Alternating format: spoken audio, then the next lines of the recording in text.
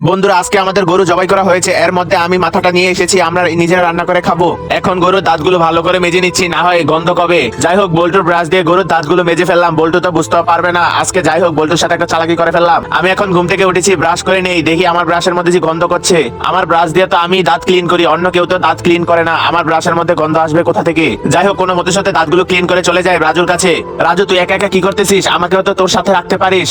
রাজু, গরুর মাথাটা ধর, এটা নিয়ে আগুনের মধ্যে দিয়ে আসি, এটা পড়তে হবে ভালো করে। গরুর মাথাটা ভালো করে আগুনে পড়ে গেলে এটা রান্না করবো আজকে, দেখি কি রকম রান্না করতে পারি আমরা। যাই হোক বন্ধুরা, এটা আগুনে ভালো করে পোড়া হয়ে গেছে, এখন পানি দিয়ে ভালো করে পরিষ্কার করে নিচ্ছি। রাজু, তুই প্রথম থেকে আমার সাথে ছিলি না, আমি প্রথম থেকে কাজ করেছি, তুই বেশি কাজ করিসনি। তুই এই কথা বললি কেন? আজকে তোর খবর আছে, তুই দাঁড়া। বন্ধুরা, আমাদের ভিডিওটি ভালো লাগলে চ্যানেলটি সাবস্ক্রাইব করে পাশে থাকুন। যাই হোক বন্ধুরা, এখন রান্নাটা বসিয়ে দিলাম। আগুনের উপর ডিপেন্ড করে কতক্ষণ লাগে। বন্ধুরা, রাজু অনেকদিন ধরে আমাকে বলতেছে গরুর মাথা রান্না করে ওনাকে খাওয়ানোর জন্য, আজকে আমি তাই রান্না করে দেবো তাকে। এখন মশলাপাতি দিয়ে দেই, আর রাজুকে বলবো লাকড়ি আনার জন্য। লাকড়ি না হলে হবে না। বল্টু, আমি লাকড়ি নিয়ে আসতেছি, তুমি চিন্তা করিও না, আমি লাকড়ির ব্যবস্থা করে দেবো।